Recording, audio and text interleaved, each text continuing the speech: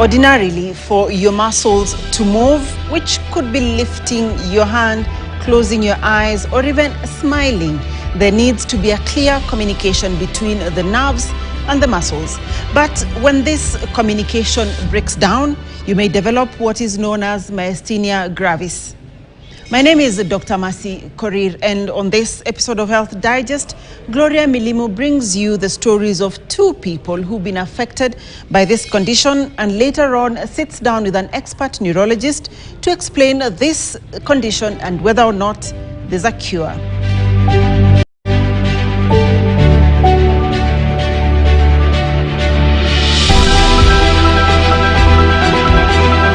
It is a rare, often unpredictable autoimmune disease. It's a set of disorders that cause dysfunction at the junction of the nerve and the muscle. We focus on myasthenia gravis, an autoimmune disease characterized by weakness and rapid fatigue of muscles under voluntary control. I was hanging out with friends. So the eyes, especially this is usually my eye that tells me something is wrong. So it started shutting out down by itself. So you're trying to open your eyes, but it just shuts itself. An unexplained sudden fatigue and a drooping eyelid were the first symptoms that marked the onset of a lifelong condition that 36-year-old Donald Kimutai from Nairobi's Balozi estate has lived with since 2016. The events of that fateful afternoon remains vivid in his mind, and how he would later make endless trips to the hospital in search of a diagnosis. After the eyes, after the voice, then came the chewing. So you can't chew solid food for long. Things like meat, beef, chicken, they were too, you are getting tired, so and then it was frustrating. So you don't understand what's going on first, and then you can't eat what you want. So you just learn to live with it. So I eliminated all the difficult things to chew from my diet. So basically the meats went, the boiled maize went, ugali had to be soft, not the hard one. So you basically buy the supermarket flour. You couldn't chew, so you chew. When you're eating, you take breaks in your meal. So you end up eating a meal that you can take 10 minutes. You end up eating for like 30 minutes or 40 minutes because you eat taking breaks so that the muscles can recover and then you can continue chewing. One day you're okay, the next minute you're not okay. So I remember things like washing yourself, bathing, combing your hair, spreading your bed. Things that you used to do normally, is just start being like a burden. As days went by, nobody could figure out how Kimutai went from being an energetic person who was so full of life to barely being able to even wake up. So at that particular point, I was just upset that by myself, because you visit so many doctors, you call in sick so many times, and then the issue is every test that is done to you comes, everything is okay, but deep down you're not okay. So that kept pushing me to find out what's wrong with me, because I wasn't imagining it. Your body is shutting down. You feel it every day. Every day is a new challenge. So if it's not the legs moving this day, it's the chewing that has gone. If it's not the chewing, it's the difficulty in breathing. If it's not the difficulty in breathing, something was just giving up on you every day. And then every day you experience different triggers. So pressure at work is a trigger. Stress is a trigger. Change of weather, this cold today, tomorrow it's hot. That's a trigger. So you're getting these symptoms. Your body is just attacking itself. You're all over the place. So that kept me going to find out what's wrong with me. And when the trips to the hospital seemed not to point out what was slowly sucking the life out of him, he resorted to the internet, a desperate move most patients make in effort to try and get an answer to their problem. I kept going back to hospital, trying to explain to different doctors what is going on, but they couldn't place a finger to what was going on. So fast forward towards January 2017. I just one afternoon I just say, let me Google this thing. So I put the double vision, the eyes. But at that point I didn't know what it's called, drooping eyes. So I just said shutting eyes, fatigue in the arms, the limbs. So it brings this condition called Myasthenia Gravis on Google. But I look at it, I read, I'm like, no. Because when you Google it, the symptoms, the description of the disease, it's frightening. It's really scary. So at that point I was like, no, I can't do this. So I ignored. I said, I can't have this. So I remember, now at this point, you're on and off work. And with MG, the moment you get rest, 2 days, 1 day, you're okay. But the moment you go back to your normal activity, you wake up at 6, go to work, move around, the muscles get tired, and then you're back to square one. So at this point, I'd started calling in sick frequently.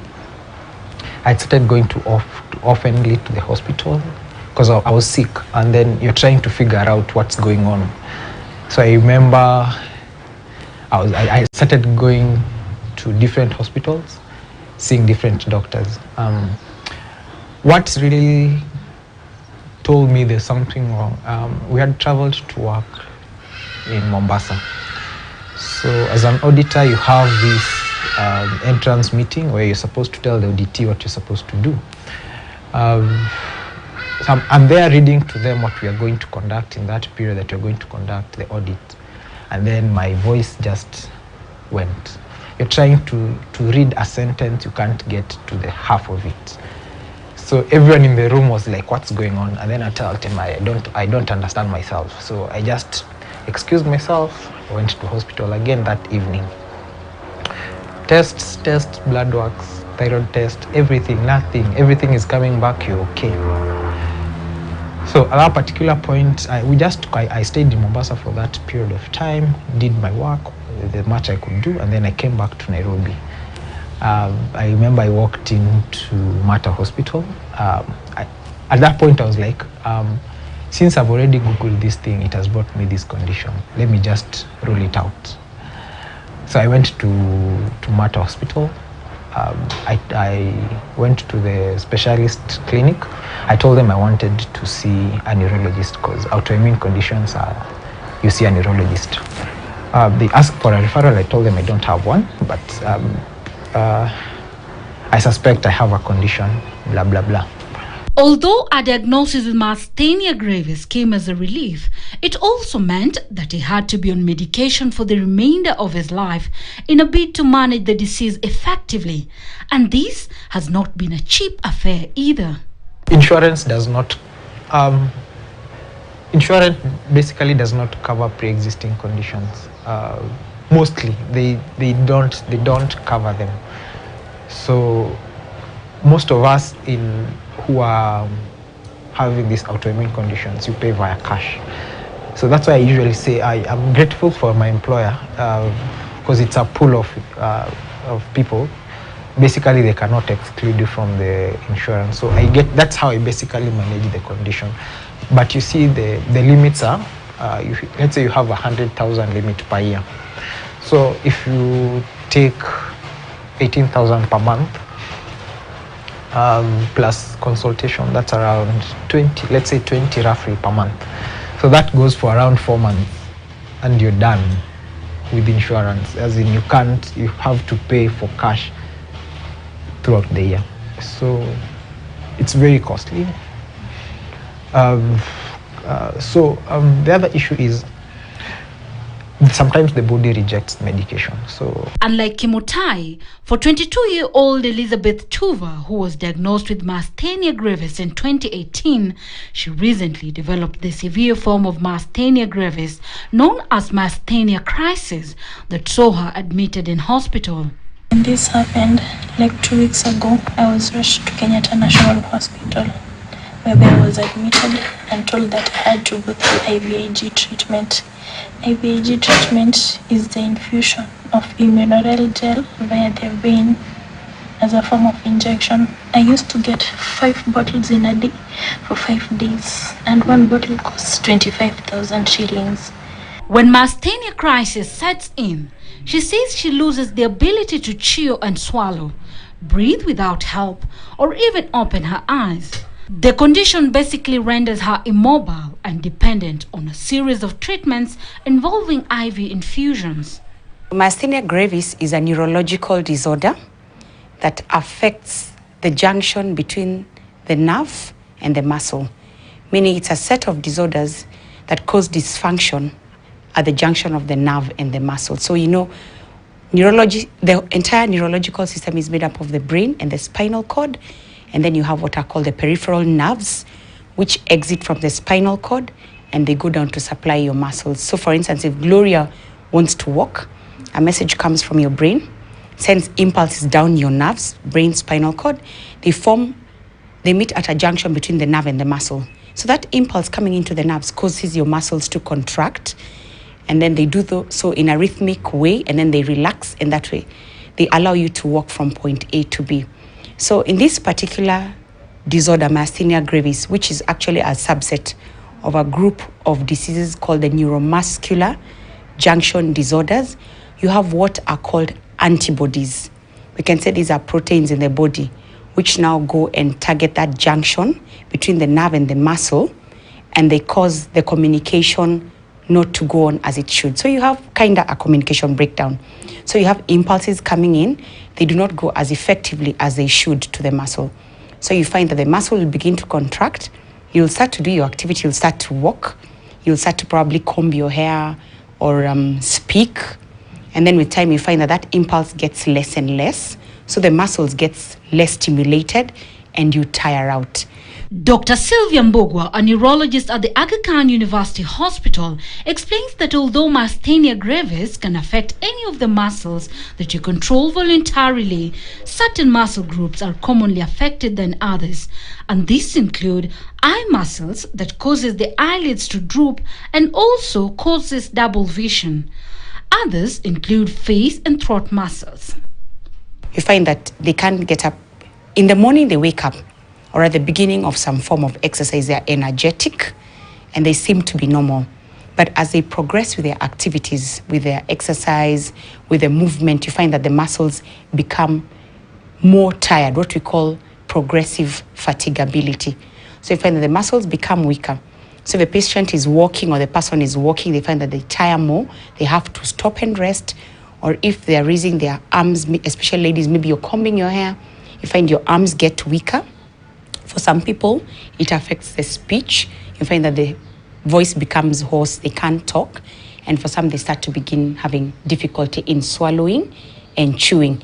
And one noticeable symptom are patients who get drooping in the eyelids. So you find your upper eyelids begin to droop and your eyes seem to shut. For some patients, they start to have problems with vision. They probably will see double vision, or they will have what we call blurring of vision. In about 15% of people with Myasthenia Gravis, the first symptom involves face and throat muscles. It can impair speaking. Speech may sound soft or nasal depending on the muscles that have been affected. She says that the neuromuscular disease affects people between the ages of 40 and 50 years. However, more younger and older people are being diagnosed with the disease. Once Myasthenia Gravis is suspected, there are different forms of tests that doctors conduct to help diagnose the disease. Most of these cases are actually picked up by a neurologist. And why is that? Because talking to the patient, what we call history taking and examination of the patient forms like 60% of your ability to make a diagnosis in most of the conditions of neurology. And Myasthenia Gravis is not an exception to the rule. So a patient will come to you, they tell you, I'm getting more and more tired, I wake up, I'm fine in the morning. By the end of the day or by the end of the activity, or some who are gym going people will tell you, by the time I go to the gym nowadays, I can't exercise as much, I start to do a bit and I get tired. Or they tell you, I'm having problems with my eyes, I wake up in the morning, I can see well, By midday, my eyes are drooping. I'm beginning to see double. I'm having problems with swallowing, with chewing. I'm getting more tired. I get tired when I'm going up a flight of stairs. That starts to tell you this is a muscle disease or it's a neuromuscular junction disease like myasthenia. And then we go ahead and do our test. There are a number of tests you can do. One key of which is really diagnostic, we look for what are called these antibodies to those receptors. Remember, we said receptors are contact sites where these chemicals coming in, there's a chemical which is released at the junction between the nerve and the muscle. And what releases the chemical? You get this nerve impulse coming in, it comes to that point at the junction, releases a chemical called acetylcholine. Now this acetylcholine goes and interacts with those contact sites on the side of the muscle, what are called the receptors, and they stimulate the muscle to contract and you're able to walk. But with this group of disorders now, because you're having destruction of the number of the receptors, you find that the message will come in, acetylcholine is released, but it does not have enough receptor sites to work with. So you find that any message coming does not get across as effectively as it should. So the test we do is what we call the acetylcholine receptor antibodies. We're actually looking for these antibodies, and you'll find they're probably deranged in some of these patients. You'll find that the antibodies are slightly higher than they should be. Another test she sees often done to help diagnose myasthenia gravis involves repetitive stimulation of the nerves. Another test we do is what we call the nerve conduction and also the repetitive nerve stimulation test, where a current is given to your nerves and we look at the end plate, the junction between the nerve and the muscle, and you're able to type what's happening to the muscle. So you find that a graph comes up and it presents. When you have decremental response, decremental meaning the response on the side of the muscle becomes less and less. That's another way to diagnose this condition. Sometimes you do what is called a bedside test in the clinic. If a patient comes with drooping eyelids, you just take an ice pack and you place it on the eyes. And if the eyes open up, that probably can be one of the bedside diagnostic tests that you can do. Myasthenia gravis has no cure, but doctors say there are multiple options that can be helpful in controlling the symptoms. So there are treatment modalities. Myasthenia gravis, some patients can go into what we call remission, but a number of patients live with the disease for life. So what are the treatment options that are available for these patients? So remember I said it's an autoimmune disease process where you have antibodies that target your own nerves and muscles. So for these patients, we put them on what is called immunosuppressant therapy. Immunosuppressant therapy are treatment modalities that try and suppress your autoimmune process so that you avoid antibodies targeting your own nerves and your own muscles. So the first drug that we start patients on is what is called steroid therapy. So steroids help to ameliorate some of these symptoms. And then we also put them on drugs that help increase the amount of acetylcholine at the junction. And how do they do this?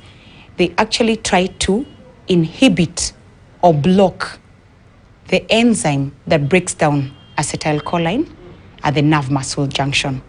So remember I told you that this nerve comes in the stimuli and it stimulates the release of acetylcholine at the receptors, which now binds to allow the muscle to contract. So what in essence you're trying to do is to stop the breakdown, because after some time in a normal person, this acetylcholine must be broken down so that it's drained from the system so that your muscles can relax for you to be able to stop so that you have that rhythmic motion. Because if you continue firing, again, you go into a status kind of situation. Your muscles are always contracting. So you must come to a position where you break down that enzyme so that your muscles can relax. Now, in patients who have myasthenia gravis, remember, the acetylcholine is being broken, and yet the receptors are few. So we are trying to get therapies that will allow the enzyme that breaks down the acetylcholine to be degraded so that there is more acetylcholine contact time at the neuromuscular junction. Managing myasthenia gravis is an expensive affair that more often than not causes patients not to adhere to medication. For instance, Kimutai uses up to 20,000 shillings on medication alone, while for Tuva, who suffered a myasthenia crisis, the amount is even higher. Sometimes patients come in what we call a myasthenic crisis. So a myasthenic crisis is where the function at the nerve muscle neuromuscular junction is completely affected and there are no impulses coming in. Patients are weak, they can't walk, others can't swallow, they can easily choke on their food, others can't breathe, respiration is affected. These are patients who, if nothing is done, can easily die as a result of what we call a myasthenic crisis. And what would trigger myasthenic crisis? Infections. Patients who have myasthenia gravis and they are faced with infections, surgeries, some antibiotics, some drugs, stress, environments, extremely stressful situations can all trigger what we call the myasthenic crisis. So when patients go into myasthenic crisis, they need instant rescue medications. And this particular time, it may involve high-dose steroids, but you also need what we call the autoimmune blocking drugs like rituximab. These are high-level monoclonal antibody drugs which are now used. And for such patients, they need admission into critical care units, HDU, ICU more often than not. For those who can't breathe on their own, they need to be resuscitated, they need to be ventilated so that they are able to support their functions as they go through this. So these drugs are quite expensive, to the tune of sometimes even 300,000 for a 2-course regimen, which is done on day 1 and day 14. And sometimes in the acute phase, we put patients on what is called intravenous immunoglobulin therapies. These are very expensive. It's a 5-day course, once daily 5-day course. It will cost the patient the least something from probably 500 to 700,000. So intravenous immunoglobulins, it's a daily regime for 5 days, and it's costed at about 700,000 to 1 million a week's course. That's how expensive it is. And this drug is mostly found in Nairobi, the Aga Khan Hospital, Nairobi Hospital, Kenyatta National Hospital, and I think Coptic Hospital. So there are times we have patients who end up being admitted in the smaller hospitals, Nairobi West, Mata Hospital. So we have to talk to the drug suppliers, and the patients have to buy the drug, accrue it, and carry it across to the hospital and get it infused into their patient. So it's really an expensive affair. But remember, this is only for patients who are in crisis. So for patients who are not in crisis, day-to-day management, steroid therapy, and those other immunosuppressant therapies. Dr. Mbugwa explains that several factors can trigger a myasthenia crisis, and sometimes a crisis is unavoidable. She adds that stress can also be a contributing factor. Viral infections like COVID-19 can also trigger the disease. Some medication like antibiotics are also said to tip patients into a crisis. The patients who've been diagnosed with myasthenia gravis are on treatment.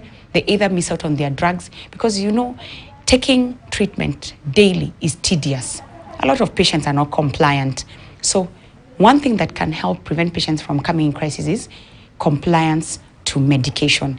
If you've been diagnosed to have this condition and you've been put on a certain set of drugs, do not stop taking your medication without the advice of your specialist doctor, and do not change the treatment dose without your doctor being on board. Secondly, if you get any infections, seek treatment early. If you need to go for any surgeries, please inform your specialist that I have this surgery coming up. Let your specialist who's treating your myasthenia gravis work in collaboration with your surgeon. You also need an anesthetist. So for patients who suffer from such conditions, you cannot just go up and go for surgeries without consulting. Similarly, if you have an infection, before you go to a chemist and buy treatment over the counter, see your specialist, because there are some antibiotics which are very well known to tip patients over into myasthenia crisis. Try and get enough sleep, have a regular sleep schedule, have regular exercise, drink plenty of water, the usual stuff that is required for a normal, healthy daily living. Similarly, if you have an infection and you're diagnosed with myasthenia gravis,